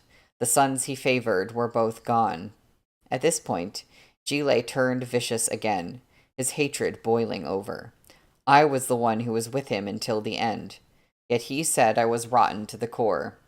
He regarded Ji Gong and Zuo Qianqiu as real sons, and passed the mental cultivation techniques to them, but not to me. But my surname is Ji too. I did nothing wrong. How could he treat me like that? Shen Wei couldn't sleep at night after killing the crown prince. He was afraid. When we went drinking, he told me he sensed someone watching him. He said he could hear someone moving on the roof of his manor in the middle of the night. I told him it wasn't us embroidered uniform guard, but in the capital, what could hide from their eyes? I presumed there were traitors in the guard. Men from the 8 great clans were everywhere. The Hua clan was already in power, so we were careful. But Shen Wei's paranoia worsened. He wanted to flee, so he bribed Pan Zhugui, hoping to leave Chudu. In those years, Li Bei was a rising force to be reckoned with. The Empress Dowager had no army aside from the 8 great battalions. To guard against the Xiao clan, Shen Wei was conferred the title of the Prince of Jianxing. He went to Zhongbo, the prefecture one must pass through to travel between Qidong and Li Bei and Chudu. The Empress Dowager made him her watchdog, with his eyes on Li Bei and Qidong. Jile spoke with increasing urgency. Who would have expected Shen Wei to turn? He was asking for death. He saved all his correspondence with Chudu. If the documents fell into Li Bei's hands, Xiao Jiming wouldn't waste the opportunity to deal Chudu a heavy blow. Shen Wei had to self-immolate. Do you understand now? Shen Wei turned to the enemy because he was no longer willing to be controlled. Back then, the Hua clan had a son of common birth. According to the Empress Dowager, once that child came of age, there would be no need for outsiders to govern Zhongbo. Shen Wei had committed so many heinous deeds in Chudu on behalf of the Hua clan. If Zhongbo no longer needed him, he would be nothing but a discarded pawn. He was driven into a corner, but no one expected him to lash out so disastrously, to let the Biansha horsemen in to massacre the cities. That was his vengeance. It was his revenge on Chudu, on the Empress Dowager, and on our great Zhou. Ji Lei grasped the bars and pleaded. I've said all I have to say. The Empress Dowager was the one who drove Shen Wei to his death. She was also the one who drove the Crown Prince to his death, and the Guangcheng Emperor, the Xiande Emperor, Hua Siqian. All of them were Wei Qi pieces discarded by the Empress Dowager, and now you're doing her bidding too. Look at me. I didn't tell her you've already thrown in your lot with the Xiao clan. You saved Xiao Chuye that night, didn't you? But the Xiao clan won't help you. So long as Xiao Chuye is in Chudu, the Xiao clan can't lift a finger. They can hardly look after themselves. Why would they care about you? He had wanted to prove his usefulness, but after this confession, his fear only intensified. His defenses had crumbled. He was utterly defeated. And the more inferior he felt, the more terrified he became. Shen Zichuan asked him one last question through the bars. 5 years ago, my Xinyang died when Duanzhou fell. No one knew about this, so how did you come to know it so well? In that awful silence, cold sweat trickled down Jilei's back as he saw the look in Shen Zichuan's eyes. And there's a scene break.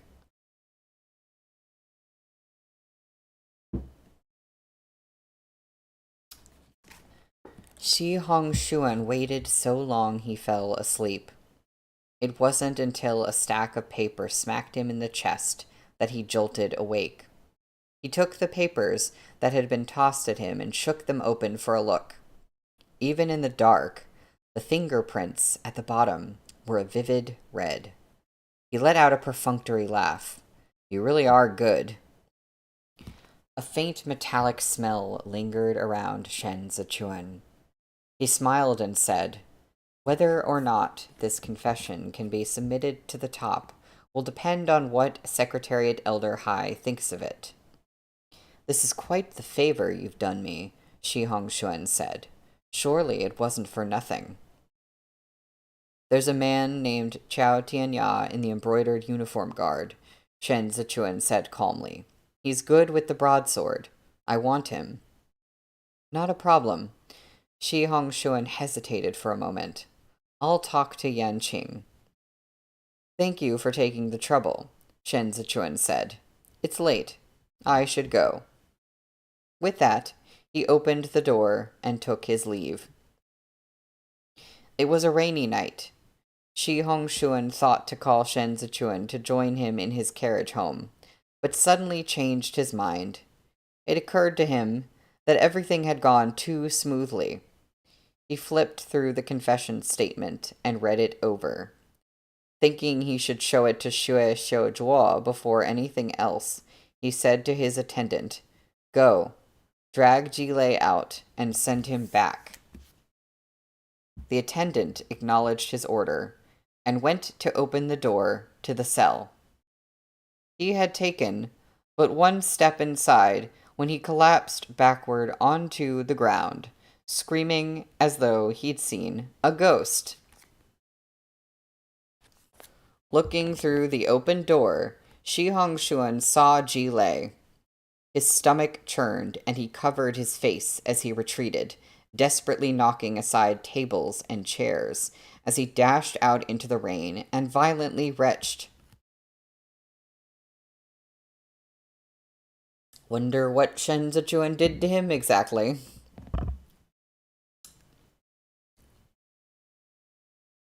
Shen Zichuan scrubbed his hands until they were raw before wiping them with the handkerchief. His white robe was unstained, but the stench of blood lingered. Taking the front hem of his robe, he frowned as he sniffed it. Disgusting. Heedless of the rain, Shen Zichuan squatted by the edge of the water. He was almost immediately drenched. He slowly turned his face up to the starless sky and gazed until his neck was sore. Then he rose to his feet and walked back. When Shen Zichuan reached the alley where the Imperial Army's office stood, he saw a figure waiting at the entrance. Shrouded in darkness, Xiao Chuye leaned against the door with arms folded, watching him like a cheetah. At some point, snow had begun to fall with the rain, its damp chill seeping down to the bone. Ooh, there is art. Oh, this is some art. Also, that's the end of the chapter. Hold on. I need to see camera. So, yep. That is some art. I'm feeling that. Yeah. So,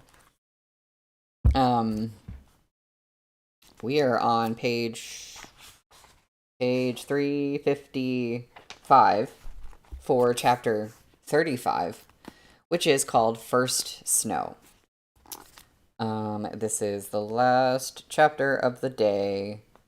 I guess it's kind of short. So yeah. The sharp wind slipped under collars and into sleeves. Shen Zichuan suddenly turned his head and sneezed, breaking the spell.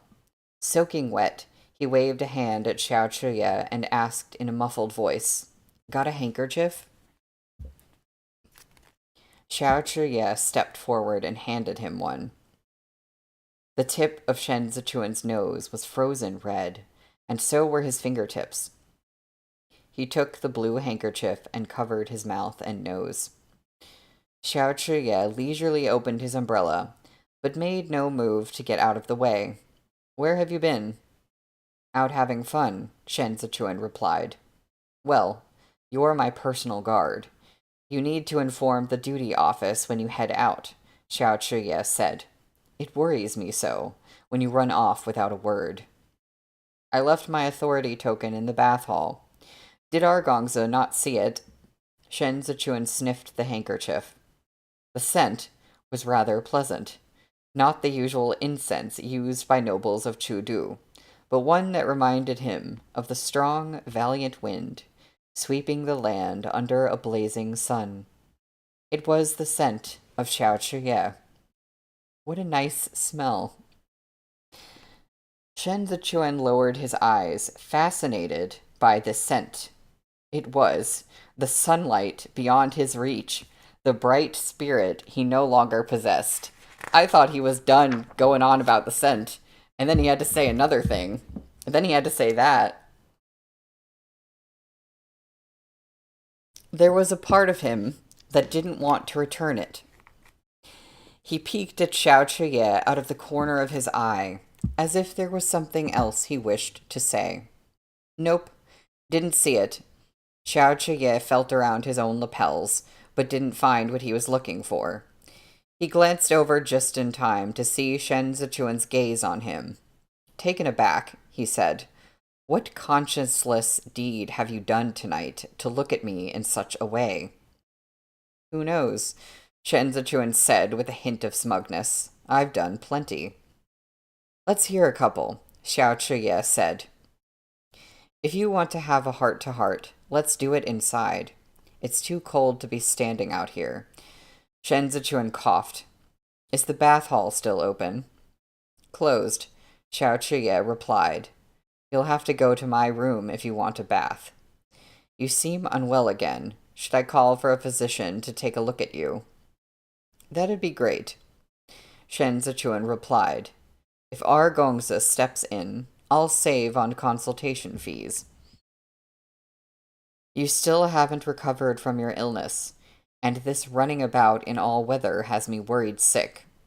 I'll get someone to follow you from now on. Xiao Chuye chivalrously stepped aside and made way. Let's go. Our Gongza will hold the umbrella for you. Oh, I love an umbrella scene. Shen Zichuan looked at Xiao Chuye's shoulder, which rose taller than the top of his own head. He smiled up at him. I can stand on tiptoe and hold the umbrella. I don't want it knocking into my head. Xiao Chuye had a charming profile, with a straight nose and crisp contours. You're too short. Shen Zichuan strode through the main entrance with him. You're the one who's too tall. When I was young, I was a few heads shorter than my elder brother, and with such a name to boot. Chuye means galloping through the wind, and here I was lagging behind. It made me anxious, so I trained hard every day and drank milk every night before bed. Xiao Chuye stretched his long legs to stride over a puddle and continued. But when I reached 13, my height began to shoot through the roof. Good for you, Shen Zichuan said. My elder brother was very tall, too. The rain had almost stopped, yielding to drifting snow. Xiao Chuye tilted the umbrella to gaze up at the flurries. It's the end of another year. Another year, Shen Zichuan echoed, eyes on the sky. The new emperor has ascended and granted amnesty to all. Xiao Chuye paused. The Empress Dowager's power and influence have waned. You can leave Chudu and go anywhere you want. So I can conceal my name, forget my past, and scrape by in mediocrity for the rest of my life. Shen Zichuan continued evenly. This isn't something a man who hates me should say. I hate the Biansha horsemen, Xiao Chuye said coldly, and Shen Wei. You should hate me too. Something in Xiao Chuye's eyes stirred. I'm a person who survives on hatred, Shen Zichuan said.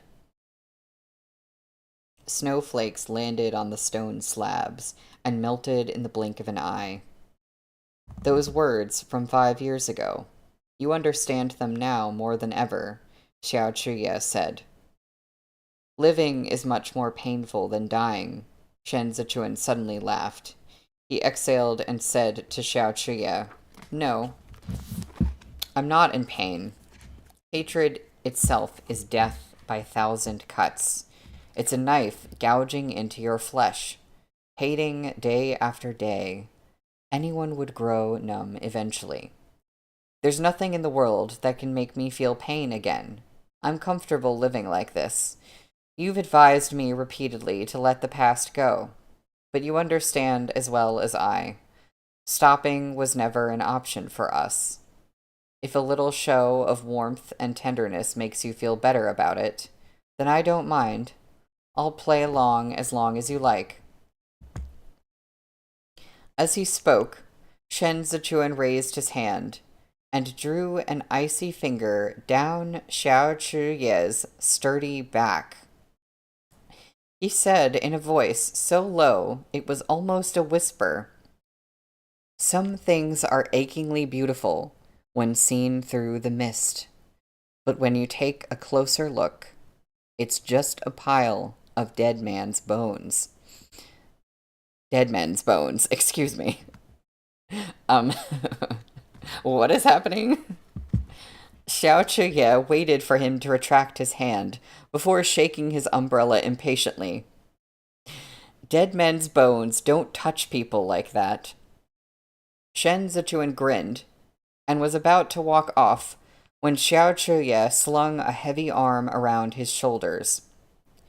You sure have guts, Xiao Chuye said, tightening his grip, putting your hands all over your argongsa while reeking of blood. A dozen men in the courtyard can't keep an eye on you, so where do you think you're going?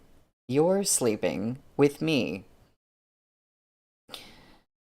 Shen Zichuan was caught off guard. Xiao Chuye continued, The favor you did me by saving my life has never left my mind. I've given you plenty of chances, yet you continue to treat me like a fool. Does mocking me make you happy? If so, then why don't you smile? Come, Shen Lanzhou. Didn't you say you don't mind playing along? He tossed away the umbrella, and in one swift step, hoisted Shen Zichuan over his shoulder. Head dangling, a wave of dizziness washed over Shen Zichuan. He covered his nose and mouth with the handkerchief and fumed. Xiao Er, if you dare to move a muscle, Xiao Chuye said, I'll turn Chudu upside down to find out who helped you kill someone in the middle of the night. Go investigate, then. The moment Shen Zichuan opened his mouth, Xiao Chuye jostled him so hard he almost threw up. You slipped out so fast, there must be a hole in the wall of the bath hall. With Shen Zichuan still over his shoulder, Xiao Chuye leapt over the railing and passed through the withered greenery of the courtyard. He made his way swiftly through the moon gate and headed for his own room.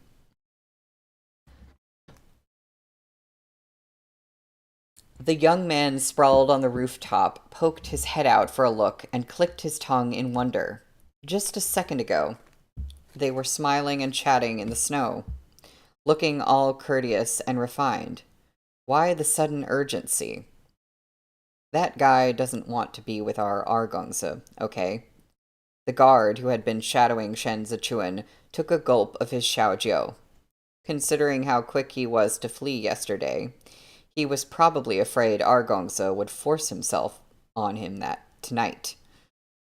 I asked around the Imperial Army this afternoon. Everyone knows about it. Do we report this to Shizi? The youngster, Ding Tao, fished out a little notebook, licked his brush, and pondered. Ugh, this isn't going to be easy to write. He carried him into the room so brazenly. His companion, Gu Jin, took another swig and snuck a glance. Xiao Chuye had already kicked the door closed with a bang. He thought for a moment, then said, Or let's just not. Being a cut sleeve isn't necessarily a major problem, but it's not a minor one either. It'll put us in a tight spot with both sides if we choose the wrong words. I'm afraid our Argongsa will be in for a beating.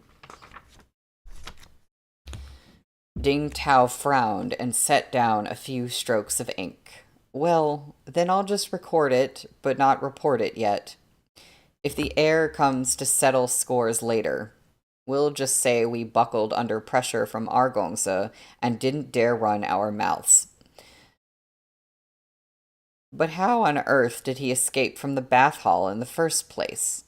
Gujin drank, then pillowed his head on his arms in thought, but he still couldn't figure it out.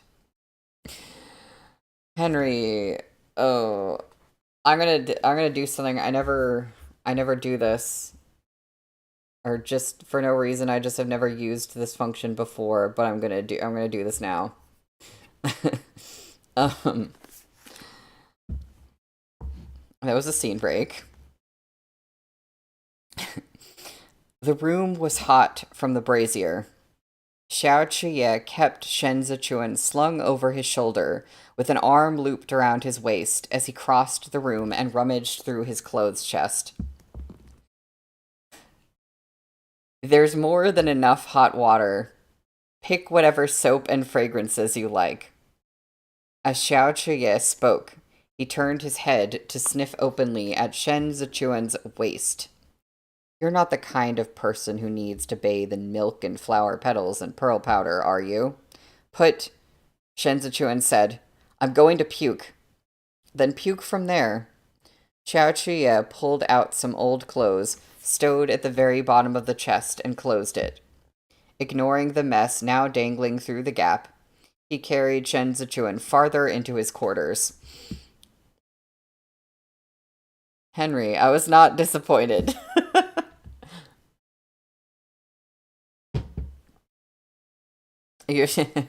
Man, don't mention bathing in milk. Xiao Chuye lifted the hanging curtain. The room beyond was divided into two smaller spaces by a screen in the middle. One side was supplied with a large pool full of hot water, while the other held a clothing rack. Xiao Chuye hung the clean clothes on the rack and shifted the screen effortlessly aside with one arm. Finally, he set Shen Zichuan down by the edge of the pool and hooked his foot around a chair to drag it over. Go ahead and bathe. Xiao Chuye sprawled in the chair and jerked his chin at Shen Zichuan. Everything you need is here. Let's see you run now. Shen Zichuan's face paled as he asked in astonishment, You are going to sit there and watch? Xiao Chuye stretched out his long legs,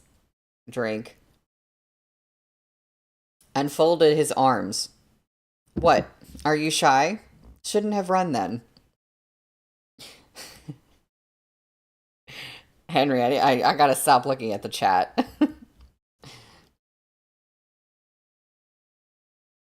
What? Are you shy? Shouldn't have run then.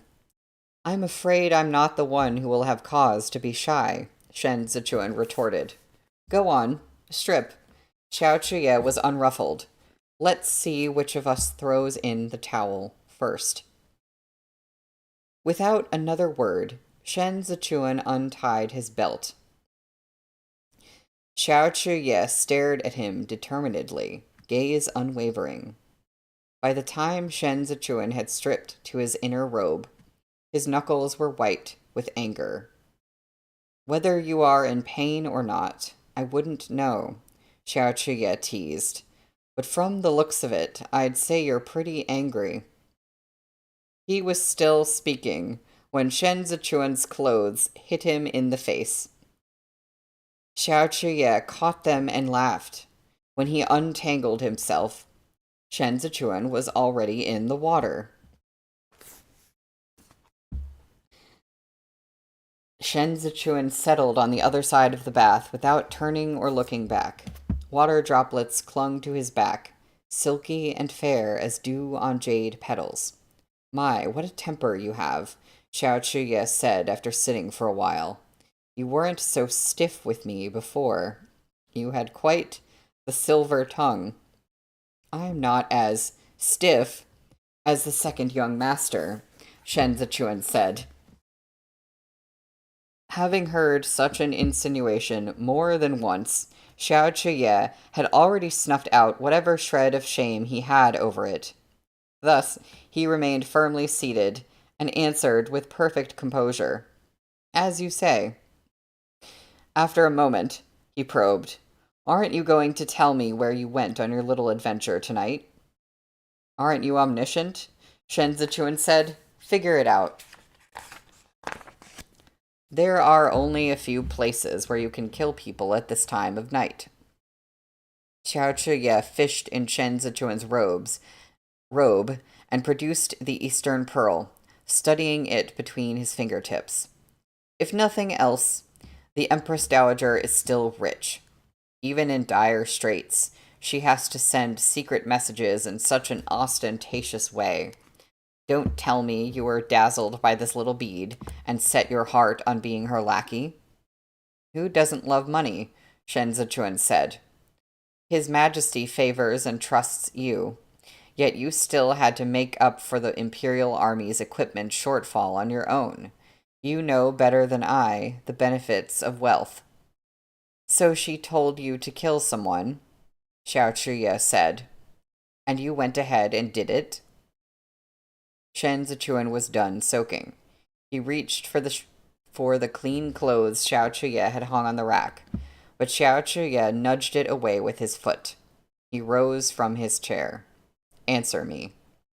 Yes, a bare-chested Shen Zichuan replied. Liar. Xiao Chuye took the clean clothes from the rack. The pearl was soaked through. There was no way you could decipher the Empress Dowager's instructions. The person tonight was someone you wanted to kill. Am I right? Aha, Shen Zichuan said. Don't aha me. Xiao Chuye rubbed the fabric between his fingers. An ambiguous answer is equivalent to none at all. It was someone I wanted to kill. Shen Zichuan held out a hand. You were right. You know, Henry, you're so right. A bare-chested Shen Zichuan replied, you can sense Xiao Chuye's focus in the prose. You absolutely can. But I also kind of thought, like, of the term, like, a bald-faced lie. Or, like, a bare-chested lie. I don't know if that's even a real phrase. But it just made me think, like, it was also about the fact that he was, lying in that moment. Uh... Or, like, you know, just about lying about who the Empress Dowager told him to kill. Where the heck was I? You were right. Jile, Xiao Chuye guessed, or Pan Rugui. Shen Zichuan's fingertips had already touched the fabric. Why can't it be you? There was a swish as the clothes were lifted high out of reach. Xiao Chuye said, Only a few words and you've changed your tune. Our Gongza doesn't accept sarcasm. Whether you killed Jile or Pan Rugui, by morning, the Court of Judicial Review will certainly have begun a serious investigation. You saved my life during the autumn hunt. The Empress Dowager doesn't know yet, but I can let her know. Once she finds out, you'll be my man, whether you want to or not. So speak properly, and don't tease your Argongza. Each time Shen Zichuan attempted to reach for the clothes, Xiao Chuye raised them higher. Shen Zichuan endured it several times before he finally rose from the water to grab them. Speak properly while I'm naked, he cried angrily. Xiao Chuye leaned in for a closer look. See, this is what I mean by speaking properly. What's all that enigmatic stuff about dead men's bones? Ghost stories don't scare me. He paused for a moment. since you touched me earlier, it's only fair that I touch you back. We aren't on such good terms that I can just let it go. So, where do I touch? That's the end of the chapter. The ending of the chapter. Trying really hard not to look at any of the words on the next page. Um, but, well, uh, when we come back on Wednesday for the end of Volume 1, we will be on page 365 for Chapter 36, which is called Scent. I really, really love these chapter titles. They're very different from, like, for a long time, I've been so used to the Meat Bun chapter titles. And I've probably said something like this already, but I love how these are just, I mean, sometimes they're very clear and to the point, but it's just like one word. Oh yeah, Nape and Scent. Lovely, lovely chapter matches. Yeah, like they're straightforward, but sometimes they're very ambiguous and they're usually very short. And it's just like a little mystery. The Meat Bun titles are like, you're given very specific information and you don't know what to do with it. They're both fun in different ways. I'm just having fun with this particular like style of doing things that Tong Jiuqing does. Um so yeah, I can't believe it. We're going to finish volume 1 on Wednesday. Um so yeah, thank you all for coming. Um and yeah, I can't believe it. We finish volume 1 next time. Seven Seas didn't put chapter titles in Peerless. Was that Seven Seas or like the author of Peerless did that? I don't understand. Like, why would they take them away if there were chapter titles before? That the chapter titles are so fun. Like, they're such a big part of, I don't know, the Danmei thing for me. That would be so disappointing to me. Seven Seas did that. Like, it had chapter titles. Why would they do that? That's weird. Huh. I I would like to ask questions to whoever made that decision. Ooh, they used to merge chapters when they released the MXTX novels, so sometimes they make very dumb decisions. I feel like over time they've learned from a lot of those initial decisions, like when they first started publishing Danmei, but Peerless is like recent, right? Yeah, so that's weird. Um, Rosme did that with Kaleidoscope of Death. That has chapter titles and it has very short chapters. And Rosme combined a bunch of the chapters together and they're just like chapter one, two, three, etc. And I thought it was really strange too. I don't know why publishers would do that. Like, if you're gonna change the chapter delineation, at least like still give me the titles in like sections or something, because that just kind of it is odd to me. Yeah. Oh, Cookie. KOD mention. Yeah, that's the first Rosme book that I ever got. I like pre-ordered a few of them, but like so far it's the only one I have, and I was like, why would they do this? Like, everyone loves Rosme. I don't understand. I wasn't expecting them to make that kind of decision, but anyway, I have to go, but thank y'all for being here. And yeah, I will see you on Wednesday. I'm very excited. Have a good one.